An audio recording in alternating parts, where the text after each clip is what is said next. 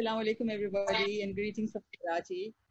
I'm most grateful to all our guests for finding the time to be with us in our series of virtual lectures. The present one is about zero carbon humanistic architecture, which fosters pride, dignity, and well-being as the second pillar of BAZA, or Barefoot Social Architecture. Thank you once again, Adman team, Fozia, Sultan, and Umar for your hard work and impeccable arrangements for bringing our third segment to life. I'm delighted to welcome our two distinguished panelists today. One, an awards-winning sensitive architect, Yawar Jilani, who is engaged in contemporary design of high excellence. And the other, of course, a highly accomplished professor, heritage conservationist, and craft expert, Alejandro Garcia, representing INTBAU Spain, who has unfailingly promoted excellence in crafts. He won the hearts of faculty and students of architecture when last November he lectured at various universities as he traveled through Sindh. We are grateful to both our panelists who contributed highly to the INTBAU Pakistan November conference held at Zero Carbon Campus at Makhli.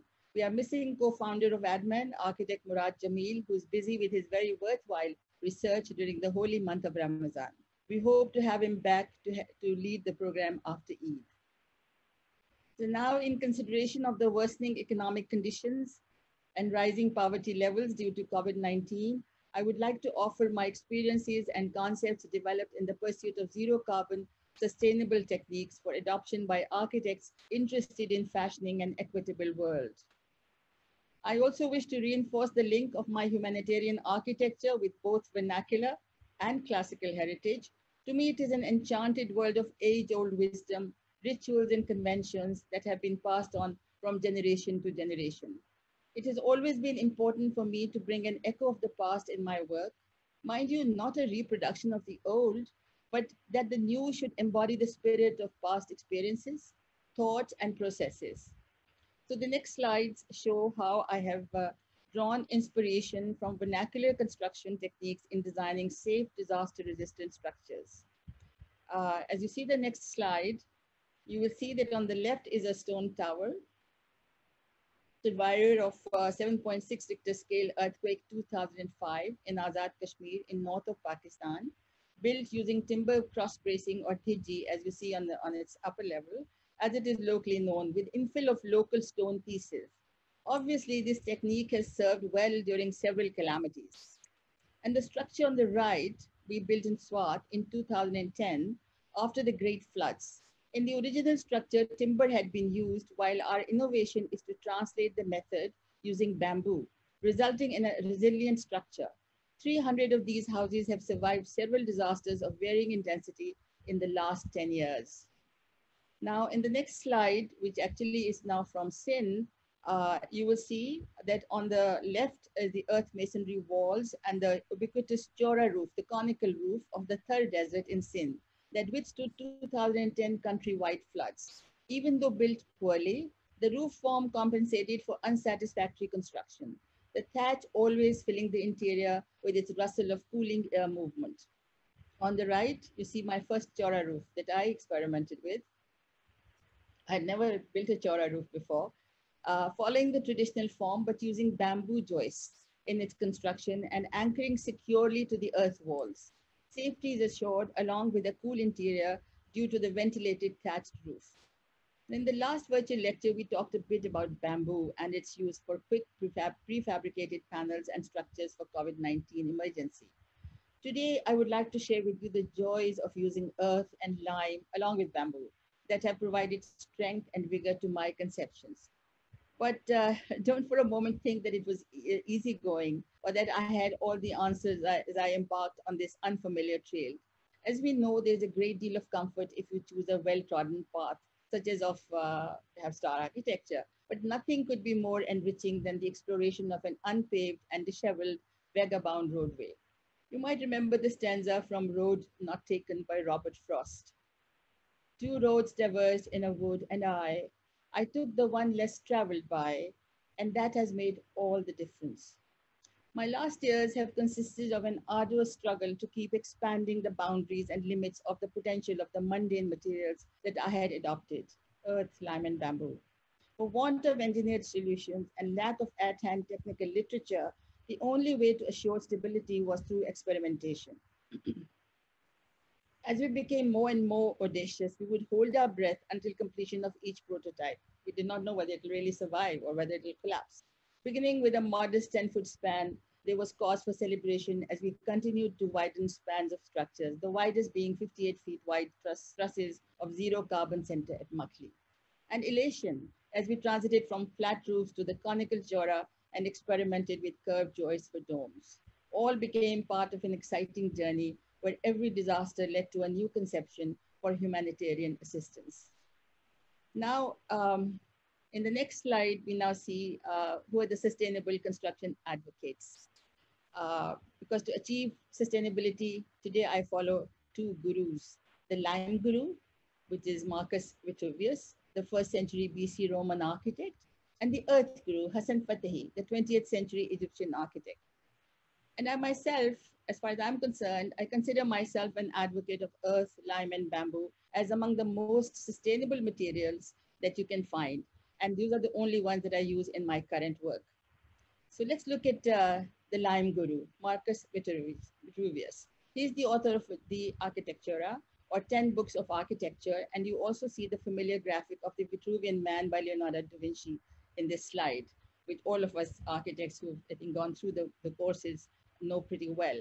You might like to refer to chapter 5 and 6 of book 2 of his treatise, where he discusses lime as well as pozzolana, sorry. Today, I'm bound by Vitruvius's 4 elements of air, water, earth, and fire as limits of architecture. In his discussion on lime, he defines all bodies as being composed of 4 elements, and I quote, "Those with larger portion of air are soft, of water are tough from the moisture, of earth hard, and of fire more brittle," unquote. Thus, the alchemy of natural elements addresses the bounds of sustainability, spanning the spheres of economic, social, moral, and cultural aspects. I believe that the use of these elements leads us to the confines of democratic norms and behavior, as well as humanistic architecture. I remember when immediately after earthquake 2005, I went to the mountains like many of the architects and a multitude of Pakistanis in their zeal to help. I was directed to meet with the general in charge, General Nadeem, who later became chairman of National Disaster Management Authority, or NDMA. I remember 2 things from the encounter. One, he said that if I wish to contribute, I must work with affected communities above 5,000 feet or 1,500 meters, which took me to the stunningly beautiful valleys of KP and Azad Kashmir. And then, courteous as he is, he asked, Madam, what are the materials that you will be using? I told him I intended to use the stone from the debris and lime. "Oh, lime, that's a novel idea," he said. I had to laugh and said, "Well, General, it may be novel to you, but the Mughals used it 400 years ago." But he was not the only one. I encountered hostility from so many as I refused to use cement in any of the works that I carried out. The next slide shows you my earth guru, Hassan Fathy. Now, Hassan Fathy, in the next slide, you can see, he's the author of Architecture for the Poor, and he was an amazing visionary who could foresee how we needed to build for an equitable world. You can see one of his projects incorporating Nubian vaults and domes in earth. And as Hassan Bey would have it, I'm also conscious at all times of the obligation to be close to nature and to the people, and to traverse a path which would unleash the creativity of the common folk, using the intangible reserves of ancient wisdom immersed as they are in their folklore, oral histories, and craft traditions, the so-called vernacular expression. And so we move on to what I would like to call my palette, that is the zero carbon palette. And you can see here, there are 3 different materials. First, earth. As you might be aware, clay does not have to be burnt in fire to attain strength. The combination of earth, water, and sunlight provides a building material of great value. The ever-present earth is most freely available and one that is most used around the world, but by the poor, not by architects usually. In addition to being readily available in most countries, it is a highly sculptural and malleable material. You see some of its qualities listed here on the first graphic. The second material that I use extensively is lime. It is hewn as a rock, which the alchemy of fire transforms into an unparalleled force that has provided strength to the Roman aqueducts and the impregnable 15th century Timurid forts. Once common earth and lime are mixed together, Water provides a strength that cannot be surpassed by any other material and the least by Portland cement. Lime also absorbs carbon from the air through what is known as the lime cycle, comprising sequence of change in its form from burning, slaking, and hardening, and returning to its original carbonate form. We can see the advantages listed in the middle graphic. Now, the third, of course, is bamboo. This amazing product is nurtured by soil and water and has incomparable characteristics.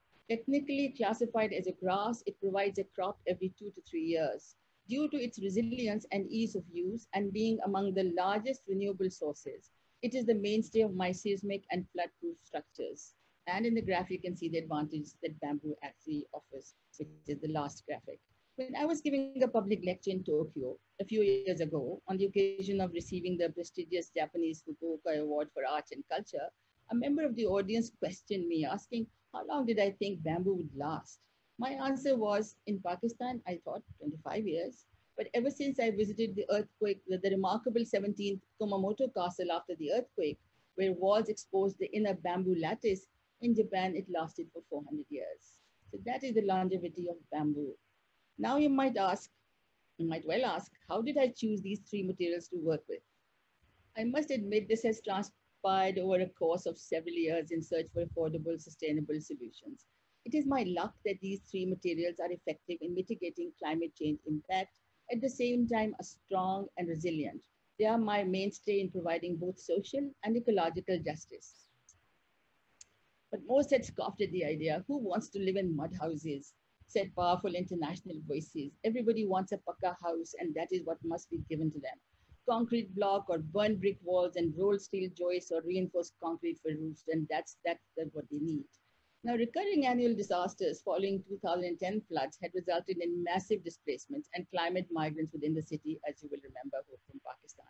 With an excess of earthquakes, floods, and tsunamis around the world, donor fatigue had set in, and international agencies were unable to garner enough funds to meet their targets. That is when one international agency remembered that there was an architect by the name of Yasmeen Lari who claimed to build at 1/5 of the cost, and heavens, he uses lime and earth. This was IOM, who were desperate to find an economical solution for providing housing. So in the next slide, you'll see the document that we prepared for that purpose. In order to embark on a large shelter program in rural Sindh, IOM appointed Heritage Foundation as their technical partners to provide designs, training, and monitoring of all the work. It is due to this project that 36,000 zero-carbon units were constructed within 3 years, and Al Jazeera labeled me as among the largest providers of houses for the poor. The program I devised was titled Build Back Safer with Vernacular Methodologies, or BBSVM, as opposed to Build Back Better, or BBB, the slogan of NDMA for Earthquake 2005. You see the reference document that was brought about in 2011 at the launching of the project. You see the cover and the back cover of it. Now, there were some principles that we started to follow. And you can see here the ones that I devised for BBSVM, which were part of this particular document. And as you can see, it says utilize heritage and tradition, use sustainable materials, use local skills and techniques, devise and incorporate disaster risk reduction-driven methods, utilize provision of Pakistan Chula stoves as an entree, and develop holistic models aiming at the SDGs. Now, this document itself consisted of 5 chapters and over 150 pages. The introduction chapter included aspects of traditional construction, research findings, use of vernacular methodologies and DRR components, ethical approaches, along with how to develop community resilience, gender equality, and strategies for women's empowerment. Other chapters included design criteria, materials and procedures, shelter designs, and working drawings for 8 different typologies, and elaborate checklists on completion to be filled by implementing partners, site staff, and households, and so on. Now, we also devised a code of conduct that we'll see in the next slide to adopt ethical approaches by all those who are engaged in humanitarian assistance, being provided to climate migrants suffering displacement that you see listed here. Isn't it interesting that it was the paucity of funds that came to my rescue? This is the reason that I am a great believer in non-funds. The less funds you have, the better you perform as you make judicious use of whatever you have. The unsuitability of huge international funding and Western charity models that destroy the self-respect of nations and people I will discuss in my later lectures. Anyway, before embarking on the project, detailed research and investigations yielded hundreds of sheets of data from all parts of Sindh affected by 2010 flood. The next couple of slides are a reminder of the rigorous investigation that was carried out prior to developing special designs for flood-resistant housing. And in the next slide, you will see how when we studied the damages that had been caused to walls and earth masonry walls particularly, and the middle row shows the local low-cut wood and reed interlacement construction. It is a very intriguing construction methodology and really is very interesting. But with the existing technique, it failed to withstand flood waters. And the last row shows poorly constructed burnt brick masonry, which was of no use in the face of a disaster. It just collapsed very, very quickly. In the next slide, we see now how the roofs sort of behaved during the floods. And as you can see, you see the RSJ in the first slide on the top, which just collapsed. And that was really the worst possible material to be used because it's totally life-threatening. And as we looked through, we found that Chora form was really the winner. That stood out as a great winner, while everything else more or less collapsed. In addition to determining weaknesses in rural construction, the documentation provided us a rich reservoir of materials that were locally available for use in green reconstruction. Another factor that became important was the study of our ancient legacy, Mohenjo Daro World Heritage Site, which led to the use of platforms and elevated plinths in my designs, of which the award-winning earthen platform Pakistan Chula is the best example. Even with the great effort expended in research and design, it was difficult going. Many INGOs and NGOs remained unconvinced whether lime would provide the protection we claimed. Why should bamboo be used? And above all, a whispering campaign that the model will not be acceptable to villagers. And as we began to build and during implementation, recurring floods and rains, because it lasted about 3 years when the whole work was going on, but that proved the efficacy of our designs. In any case, each house was tested on completion, when 15 to 20 of the villagers were encouraged to climb on the roof. Once it showed that you could at least 750 kilograms of weight could be carried, there was applause by the community, and it laid to rest any kind of reservations. And that's how this whole mud structures went on and were highly acceptable to the people for whom they were being built. Now, I'd like to show you the classical one-room eco shelter that was designed as part of BBSVM that became famous and led to the building of something like 36,000 out of 43,000 zero carbon units that we built over the years. You can see the foundation and the earth lime toe to protect the base of the wall. Floors had to be at least 6 inches above the last flood level. 18 inches thick earth brick walls are plastered with lime mud render, and an overhanging roof provides protection to the top of the earth wall. Specially designed multiple 4 bamboo joists carry bamboo purlins along with a layer of matting and tarpaulin that would be covered with pozzolana lime layer for waterproofing. The pozzolana, which originates from the use of the lava of Mount Vesuvius, we make with brick dust waste from brick kilns. It's quite easily done and provides total waterproofing to the roofs. Now, in the next slide, we see that it's really an animation, and you can see how the whole thing is put together. These are all the elements that is designed very carefully in order to propagate safe construction techniques. The materials are the same as used by local communities, except that knowledge of technical interventions ensuring safety in buildings has been provided. These shelters have withstood floods in Sindh since 2012. And we actually developed 4 typologies based on earth walls, and different bamboo roofs were developed. You can see on the left, the flat roof at the top, and then the right top is the monopitch, and again at the bottom, the double pitch and the chora roof. So these were with the mud walls, with earth walls, but making sure that all the other elements that we said about the base and the projections and the ring beam and everything were in place. And another 4 were actually developed for the low-cut construction. So we used the low-cut, but we innovated by using a bamboo frame in that and borrowing the remaining from the local techniques. Now, in the next slide, you will see, which is the safe earth lime bamboo eco architecture. This house incorporates all the attributes necessary for flood resistant structure. And on the right is an internal view of an under construction eco shelter where the roof is still to be finished. You can see the 4 bamboo joists that have been laid, and you can see the room is already in use. These, as we go on further, we'll see how the innovation that people bring into the whole thing. And these are the ones that show a sense of pride, dignity, and well-being that became all-pervading since the earth-lime bamboo rooms had been built by communities themselves. That was the trick. When they do it themselves, if it's co-building, then there is so much pride in the way that these things are finished. And this is what happened in Sindh. All over Sindh, we found these just beautifully decorated houses from north to south, lower Sindh and upper Sindh. So the use of earth particularly encouraged women to participate in co-building as well as in displaying their own creativity, making each one a unique place. Now, the construction of 36,000 units was not an easy task. We had to conduct massive trainings and extensive monitoring programs for not only IOM's partner organizations, but also communities in all parts of Sindh. And that was an amazing experience, how much interest there was among the people and how they flocked to come and have a look. Initially, we actually had to use a dhol, a drum, to call everybody. But soon it was known, as soon as our teams would go, people would just gather, and they all wanted to learn and see how it can be done. So as we know, most of the people are non-literate and non-skilled, but it does not mean that they could not be trained. And that's something that I learned very quickly when I was working with these communities. And it is remarkable how communities from Shangla and Swat in the north to Khairpur and Thatta in the south have been able to follow the instructions and have self-built secure and safe structures.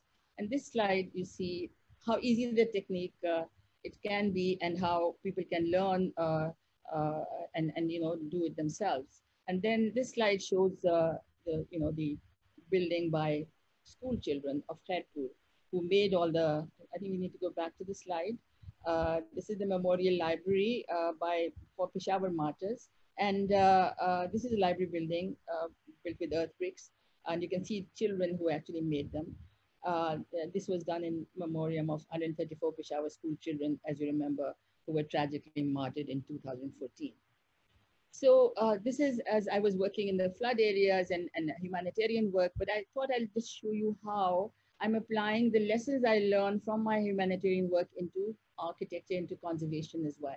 So let's look at this particular slide, the next one, which is actually, the opportunity actually came because we use this low carbon methodology for heritage preservation when we started to work on the tomb of Jan Baba, where there were voids in this ancient 16th century stone canopy.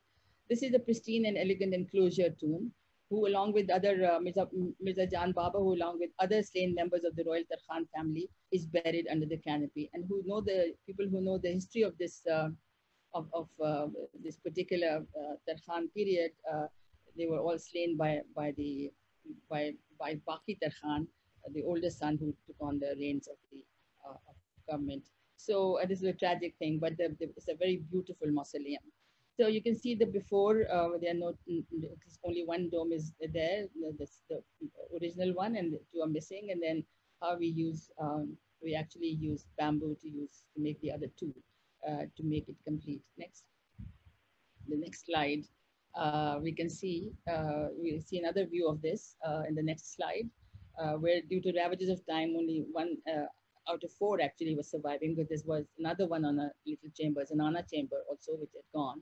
So it had caused really settlement and untold damage to the graves. So you can see reflected ceiling plan view of the extant on the top one, and the bottom is the reflected ceiling plan of the view of the bamboo cupola. And you can see how adding this has added to the aesthetic unity and harmony of the structure. And in the next slide, I thought I'll just show you how we actually built the bamboo structure on the original structure. So if you can go to the next slide, it shows it is with the evidence of form and size that we had available with us from the extant stone dome. We filled in the lacuna by replicating the lost cupolas in bamboo. So that has provided protection to a heritage of high value, and at the same time, as I said earlier, maintains aesthetic unity and harmony of the structure. And then there's another one in which we also use, incidentally, the dome span here is 16 feet, but in the next one that I'll show you, which is the granaries at Diji, which is an 18th century structure, again, very beautiful, beautifully built brick masonry. But again, one dome had entirely collapsed many years ago, and there was this question as to how that should be covered. And there the span was 28 feet. So this was quite audacious of us to try to do that, but we managed to do a pretty good job. And the zero carbon solution provides an enclosure for an exhibition space under a remarkable bamboo dome. And now we come to my last slide, which is the Kashi cultural products by Mendicant women. This slide actually shows Karima, who's on the right, top right picture. The beggar woman, an icon who broke the mold by learning to make miniature Kashi tiles that you see on the left. The ancient craft that we had mastered for conservation of a most spectacular 16th century tomb of Sultan Ibrahim. It is the beggars living in the shadow of World Heritage Makli who have risen above the poverty line by acquiring green skills and crafts for livelihoods. That will be the topic for my next lecture, where we'll show you how it is possible to train people with a very intricate kind of ancient craft like Kashi, and how it can be spread over villages all over Sindh actually. So now during these days of solitude imposed upon us due to the pandemic, I hope that the presentation of my journey will evoke thoughts for alternative ways of building. I'm keen that these lectures will encourage usage of the three materials in 100 different ways. The downtrend in economy and urgency for increase to refocus on education and health for all. I believe architects should be ready to take up the challenge to build sustainable green structures, which may range from a variety of health centers, hand washing facilities and toilets, and a multitude of school rooms and community centers, and even eco resorts for the elite, considering how difficult travel to foreign lands will become. In addition, there could be innumerable possibilities in urban centers as we transform our cities in the pursuit of humanistic eco-living. To reflect on my journey, I took up the challenge of humanitarianism when I was in my mid-60s. Having retired from architectural practice, I had hardly any workforce. I had no experience of the humanitarian field, and I had no funds, nor the resources to embark on such a venture in a mountainous territory 5,000 miles from my home in the city by the sea. When my husband, historian Suhail Zahir Lari, found that I was determined to go, he placed 500,000 rupees at my disposal. Not a great deal of money even for 15 years ago. You should take heart from this, that once I arrived on the scene, help came pouring in from known and unknown sources, nationally and internationally, materials and volunteers, and a while later, even considerable funds. I'm forever beholden to the young and not so young volunteer architects and students who climbed the steep mountains, who took my message and had it implemented on distant peaks, come rain and snow. And even when earthquake jolts continued to instill fear and landslides hurtled enormous stone balls down the hills, I was never alone. That shows that there is no dearth of humanitarians. The burning desire is within each one of us to help others. For me, the present phase of my life is the most exciting and the most rewarding. Can you imagine starting with 500,000 rupees and after a decade being counted among the largest providers of houses for the poor? And having built 43,000 eco homes and 60,000 Pakistan chulas, to have the honor to position Pakistan in the lead as the largest zero carbon program in the world. My friends, more serious than any other that I have seen in my lifetime of long years, we know that we are confronted with an unprecedented calamity. As built environment specialists, you need to be ready to become part of ADMAN, or Zero Carbon Architects Disaster Management Network, to embark on refashioning architecture and urbanism rising out of the impact of COVID-19. And in conclusion, when so much is to be done, we might remember Frost again. The woods are lovely, dark and deep, but I have promises to keep, and miles to go before I sleep, and miles to go before I sleep. Thank you so much for your patience.